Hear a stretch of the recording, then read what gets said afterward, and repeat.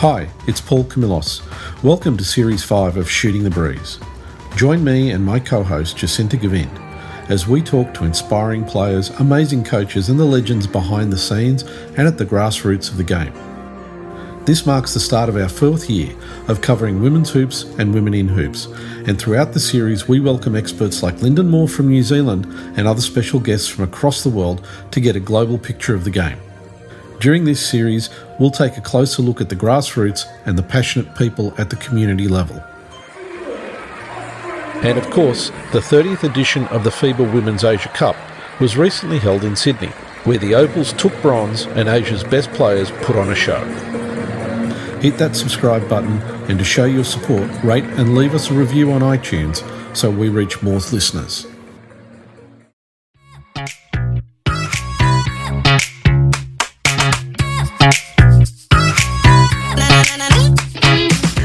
Welcome to part 2 of our Series 5 All-Star Edition. We're playing it back, featuring our most downloaded podcasts from Series 5. To round out the All-Stars, we're sampling the following pods. Episode 116, Free Agency Part 1 with Sammy Mack. Episode 118, Lauren Jackson and Tess Madgen She Hoops. And our first with a female director. In a bonus episode 111, we have director Jocelyn Song on Sòng Pèi Xi, the Sophia Song Story. Make sure to stay tuned for Series 6 coming soon. Enjoy.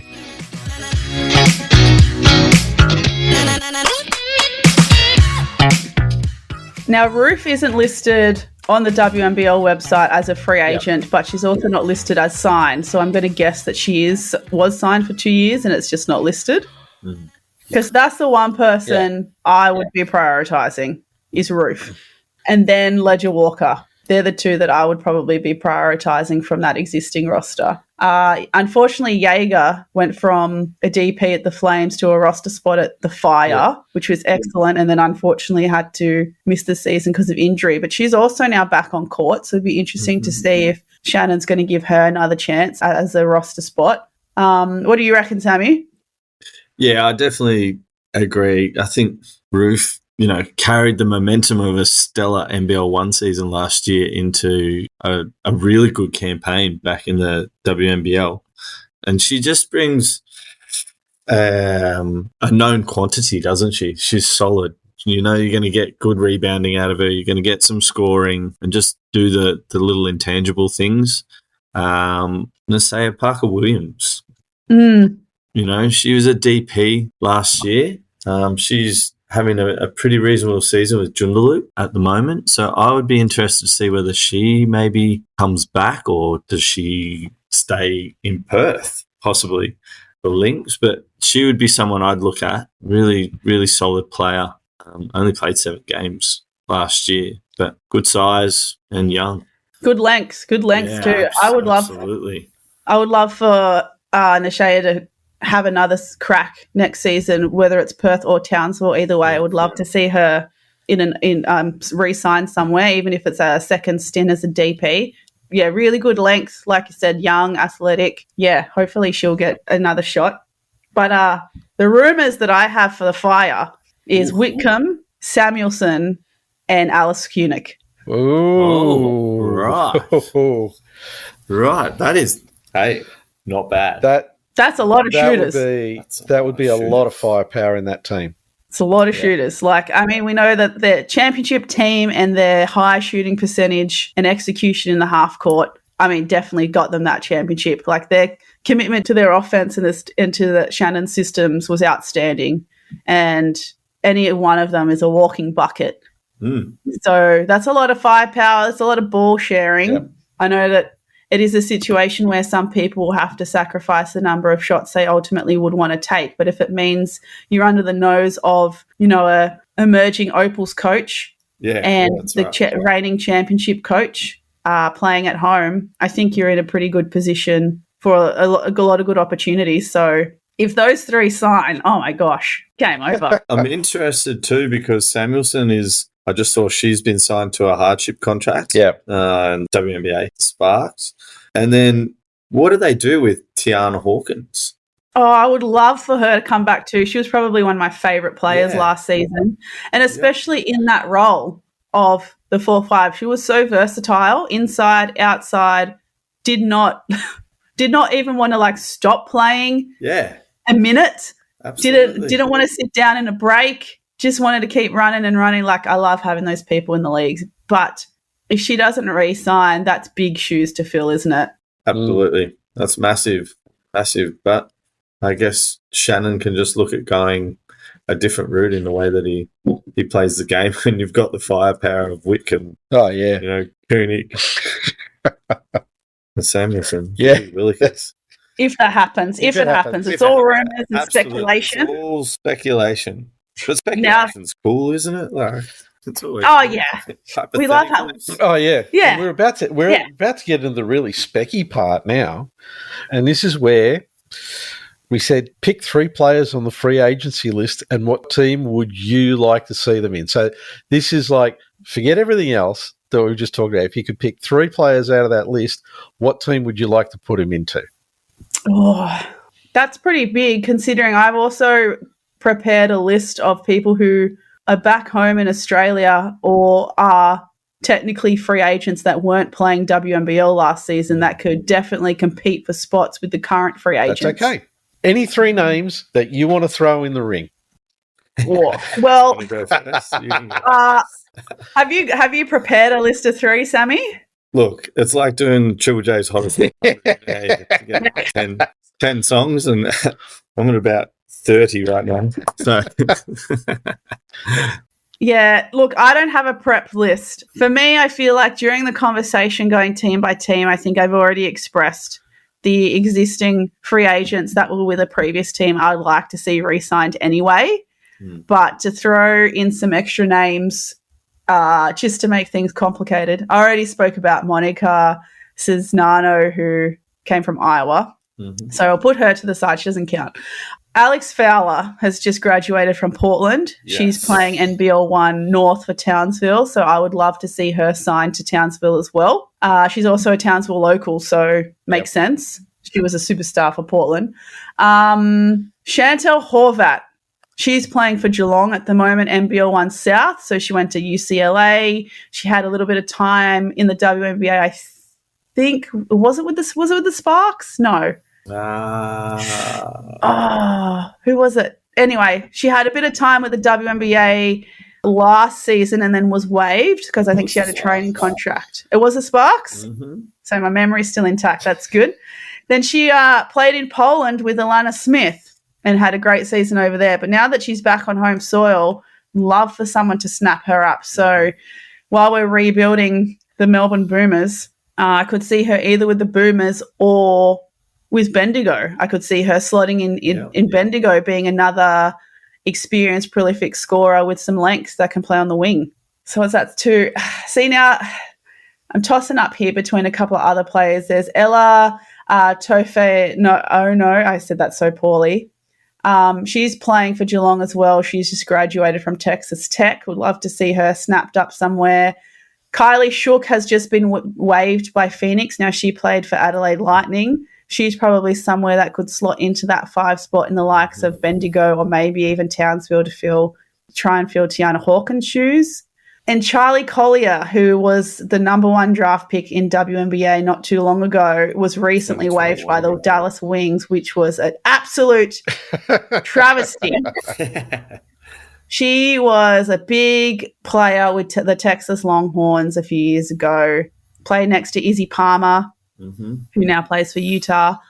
So I don't know if that's realistic to get her snapped up. But in summary, because now I've gone off track, Alex Fowler, Izzy Bourne, Chantel Horvat, those 3 of the locals. Oh, Ella Tofa, who's playing for Geelong. They're the 4 local girls who were on home soil, finished college. Someone sign them up, please.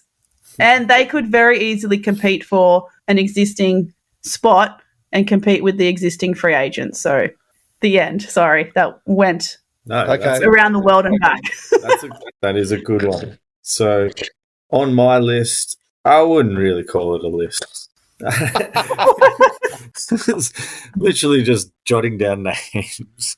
You did mention what? Alana Smith, leading into an Olympic year, coming back, has links to Adelaide. She's a Melbourne girl. So Melbourne Boomers, Southside Flyers on the phone. Flyers might have the budget. Yeah, that's right. Exactly right. Another one for me, Darcy Garvin. Yeah. Coming back. Would love to see her back in the league. But does she go to a Melbourne team, having played South Conference last time for Frankston? So they're two Aussies. And look, honestly, you could put a blindfold on and throw a dart at the board with all of that amazing talent just coming out of college that has just been waived from the WNBA. Like, to land some of them that would have a chip on their shoulder about, being waived, missing out, and they'd have a real point to prove. So I would love to see someone try and snap those players up. And then also, we spoke about the Aussies, like such solid, impressive college resumes for some Aussies that are just finishing up. I'd really like to see us rope them in and have them playing where we can watch them. I'm so excited. I'm lost for words. Okay, so I'm going to take a different route. I've got three names. I'm going to say I would like to see these three players show up on the Sydney roster, only because you got a bit of bias. No, I live in Sydney. It means that right. So out of all the names, I'd like to see Loz Nicholson, Al Koenig, and Shanice Swain suit up for Sydney. Sheesh. With Tess and holy moly, and Kayla. Whoa. Yeah, well, I mean, wow. If you that's an Opal squad. That's not Sydney playing squad. Look, if you're trying to get the chip within 3 years, what better way to start?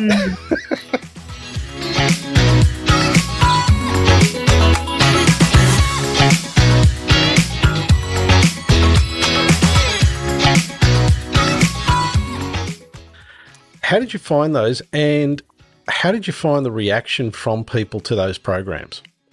Yeah, I absolutely loved it. Thanks, LJ, for giving me the opportunity. I think although I've been extremely busy the past couple of years, it has, taught me some skills, some valuable skills that I'll be able to use post-playing career. I'm also studying to be a PE teacher, although that's been on hold for a couple of years now. So I've always been really passionate about physical activity, especially in young people, especially in teenagers where they tend to drop off. I love teaching people new skills. I love the light that comes in their eyes when they do something that they couldn't previously do. So the She Hoops platform has been perfect. It's just as rewarding for me as it is for all the girls and boys that jump on every Monday night. I still have people coming up to me saying, I run your She Hoop sessions with my under 14 and 16 boys teams. And, all the skills you teach are translatable. I mean, I still do them every day myself. So I wouldn't be teaching something to someone that I didn't believe in. And those dribbling, shooting, footwork, they're the foundation of basketball. So we all do need to keep practicing them. And I think sometimes people forget that, you can't be as good as you want to be unless you have control of the ball and you have great footwork. So that's basically the foundation of what I try and teach at She Hoops, and then obviously make it as fun as possible. I like that focus, especially on fundamentals and especially on footwork, because I've noticed with juniors in the last, say, 5-10 years, maybe more with boys than with girls, but because what they see on TV, particularly NBA, they just see the Steph Curry step backs, hard and, all that fancy ball handling, and they just go out and attempt it straight away. And it's like, you got to bring it all the way back to those fundamentals and foundations of good footwork, good ball handling skills, and then you can go and do a step back. Absolutely. And I think what they don't know is that Steph Curry, Klay Thompson, all those amazing people that they're trying to be like, practice this footwork stuff every day. I follow a lot of the trainers to try and keep my basketball skills up to date. So like Phil Handy, who's assistant coach at Lakers, LeBron's trainer, they're practicing this stuff every day. So the final product is amazing, what people get to watch us do, but I don't think everyone fully understands the time and effort it takes one-on-one by yourself, or those unseen kind of hours to be able to do what we do and do what, those professional NBA elite players are doing. Yeah, we had I'm a girl, I can do anything camp on the coast last year. So all girls camp, and that's a Basketball New South Wales initiative.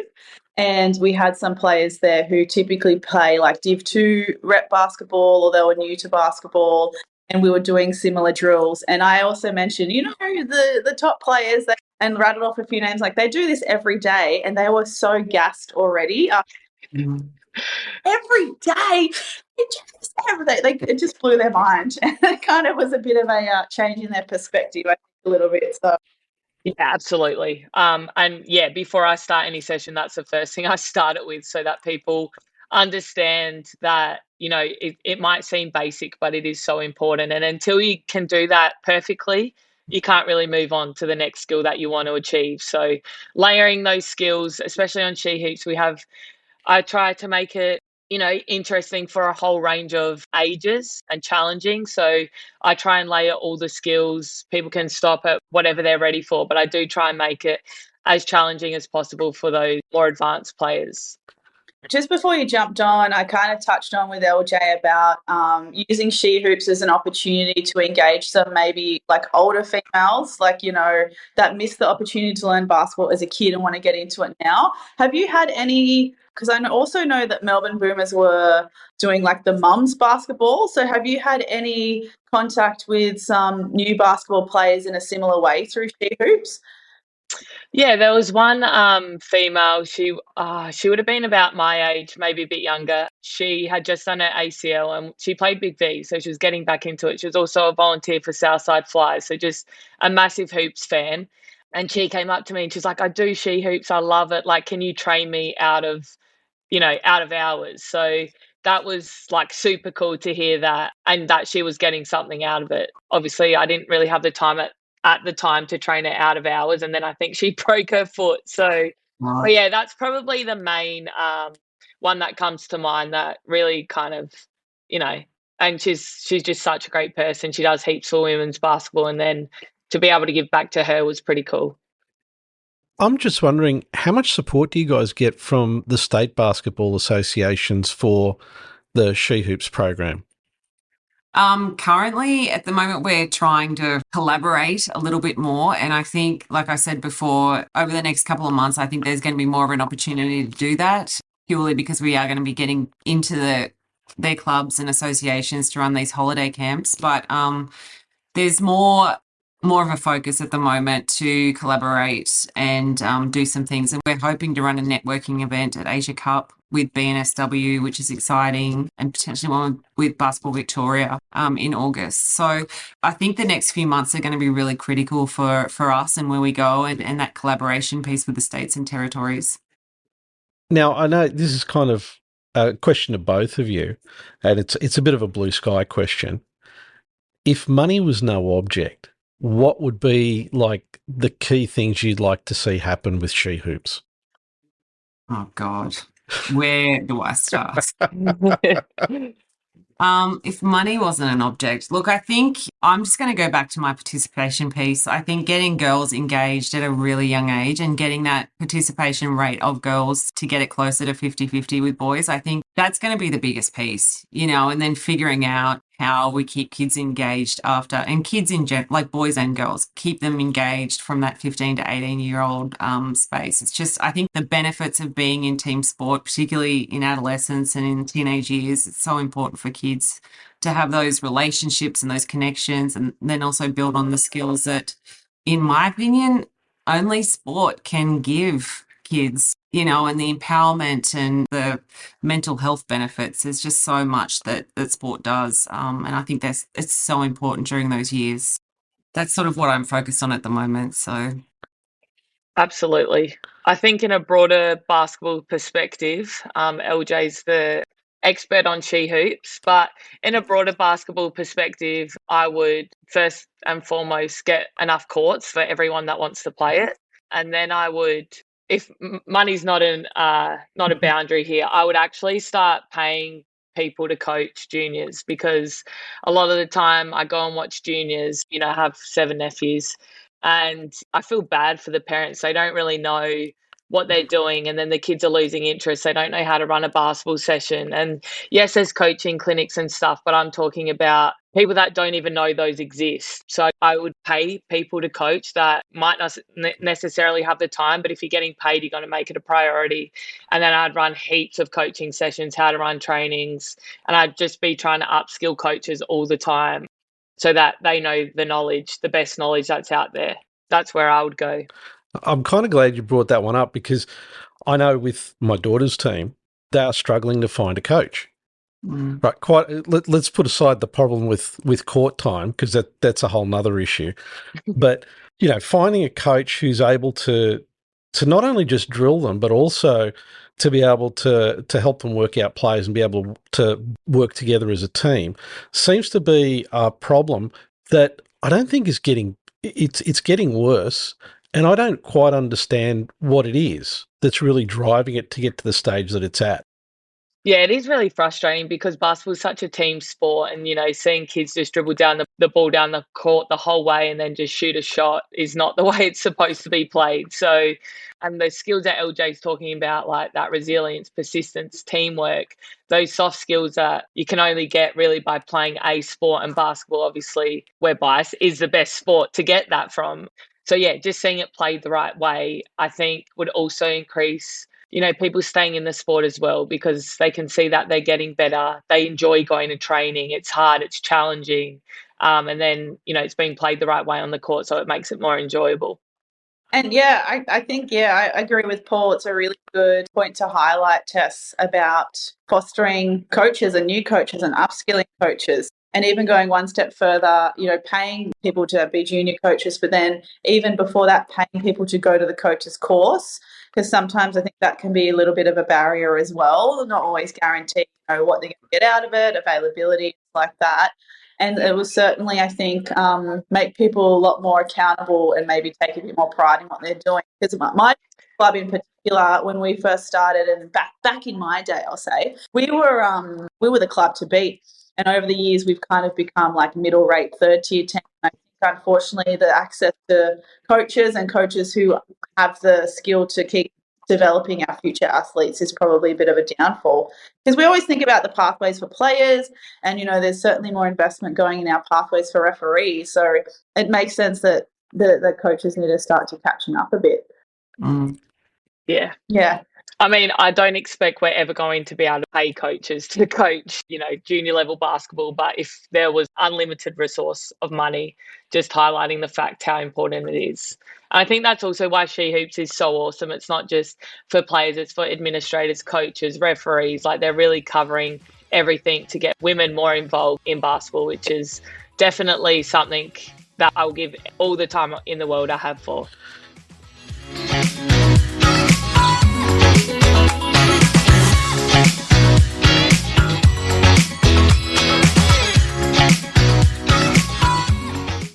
And no one will really understand the full scope of the story if we held back on, what she felt like in that moment of receiving the news, and how she was able to process her grief. I don't want to sugarcoat anything or leave anything out. So, and she was fully along with it. So that's kind of what we, set out to do when making the film. Yeah, she was certainly very honest and vulnerable, especially when it got to the point in the documentary speaking about the timing, especially of when your dad became unwell, how she was just starting college and she just reached, the second tier or the second top tier of the journey that they had planned out together for her life since Sophia was a kid. So I think the timing of everything was made it even more heartbreaking. And she was super vulnerable in that stage too. So we got to commend her for, being so honest and vulnerable to accurately share the story. But also was really impressed that your sister was able to recognize that she needed to have a break. Like that I feel like especially when you're that age and you've been put on this path to play college ball and pro ball since you're a kid, and something like that happens in the middle of it to disrupt it, there's still this obligation to keep going and to just suck it up and deal with it. So I was really, I say proud, even though I don't know your sister, but it was really kind of impressive that she recognized that she really needed to take a break, step away from the sport and find a love for it without the emotional connection that she loved it because, you know, it was a thing she did with your dad. Yeah. No, definitely. And I mean, for her too, like she really, this was my first time really hearing her side of the story. I knew that at the time of when it was happening, I mean, we were all struggling with our grief at the time, but for her, I just knew that she was struggling with a lot of depression and anxiety, but I didn't know at the extent of like how bad it was and how not bad, but like how much it was affecting her in every aspect of her life. And she really reached a point where she was like, I can't even do this, you know?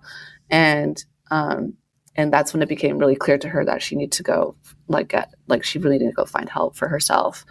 So yeah, and I commend her for doing that. I mean, she did that all on her own too.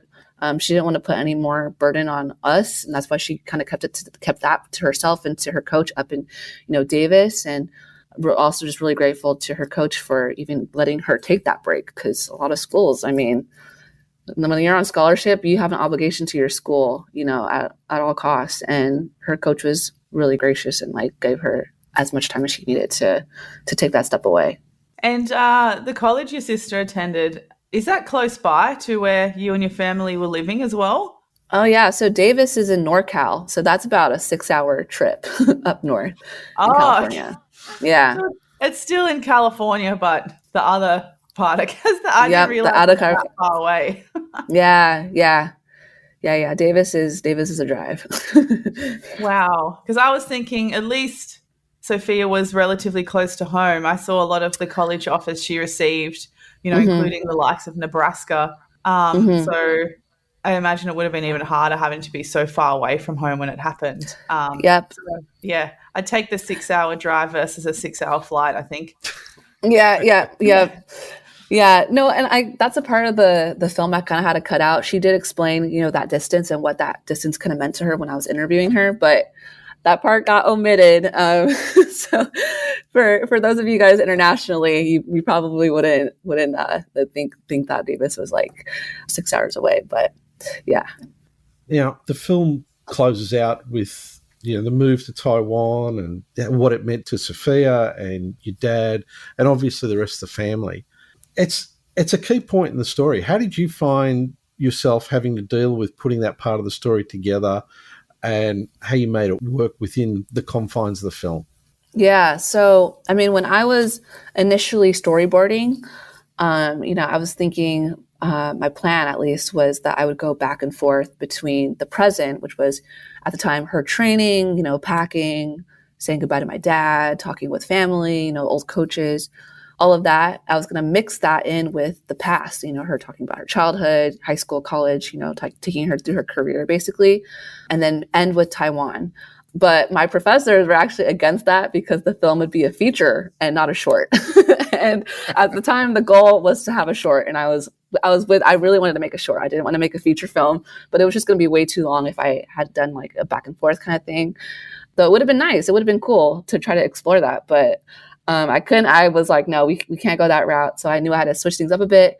And, you know, the best way we kind of came up with was for me to hint the end of her being in Taiwan kind of at the beginning, or just that the results in the beginning, and then tell the story out fully to get the big picture and, you know, really establish what it really means for her to play in Taiwan.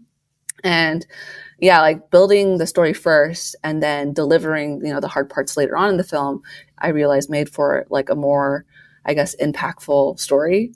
And so that's kind of how we ended up figuring that out. And I mean, even when we were filming this in September, it was still kind of unclear whether or not she would actually be going to Taiwan. So when we finally got the news that she was through, it was a great way for me to like be like, oh, okay, so now it's happening. I could do this now.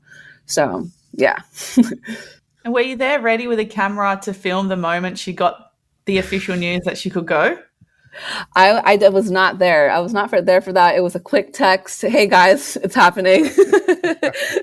And I was like, great. We need to start filming this. We need to start filming everything now. Yeah, it would have been interesting though if I was able to get that, but no, I missed it, unfortunately. You know, I mean, look, this is really a really personal thing for you, but it was really interesting from my perspective to see that you had put this together, you directed it, you wrote it, you had edited it, you've basically done this whole piece, and it is great yourself. What was the personal journey for you as you were going through that whole exercise, literally from, plotting, storyboarding, right the way through to editing and finishing? Yeah, I'm going to answer this question and looking at it from the professional standpoint. I mean, for me, going into this, I knew that I wanted to be on deck, just myself though. I wanted to see how I could do this, how well I could do this, and which part of it I like. Because I know in the entertainment industry, there's so many steps to production, and I was like, I don't really know which part really stands out to me. So I really wanted to get the full scope of it. And it turns out I really enjoyed doing every part of it. And it's so much fun. This is everything that I've always wanted to do. I love making videos like this. I love editing and putting music to tracks and, sound mixing and looking for archival footage. I had so much fun doing that. And so, yeah, I really wanted to make it a point for me to be able to do this on a professional standpoint. But on a personal journey throughout this, making this with Sophia has definitely brought me closer with her. I mean, we love each other, obviously, but we are also sisters and we butt heads a ton. So, during shooting, we got into many fights. Many fights. Definitely got frustrated with each other at some points, but we both knew our purpose for doing this, and she really trusted me to make this, which really meant a lot, And again, like I said before, I never really heard what she was going through when everything with my dad happened. So I think understanding, the extent of her, depression and anxiety, and kind of explaining where she was at that part of her life, I was really able, to empathize with her. Mm. And I'll also add too that, through this film, I kind of also revisited my own grief over my dad's situation. And the footage, there was a clip that I archived in the very beginning of the film of Sophia and my dad shooting, or Sophia shooting outside and my dad kind of coaching her.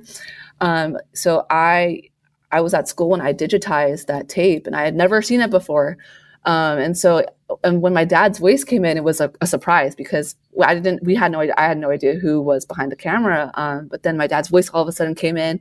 And at that point I was just sobbing because I didn't realize, it didn't really hit me until then, how long it's been since I had heard my dad's voice, And so, and also just Sophia talking, through her grief too, I felt it, I was, you can't see me behind the camera, but I was also crying with her because, I remembered how I felt when I first heard that news, I was kind of revisiting those, those memories and those hard times.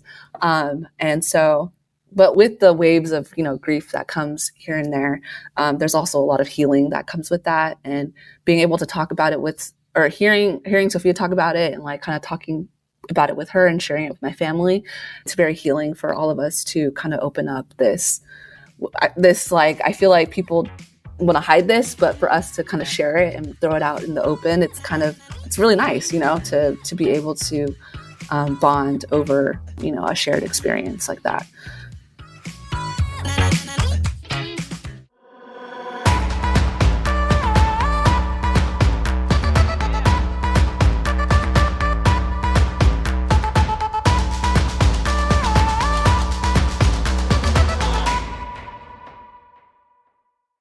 Shooting the Breeze can be found on Apple Podcasts, Google Podcast, Spotify, and iHeartRadio.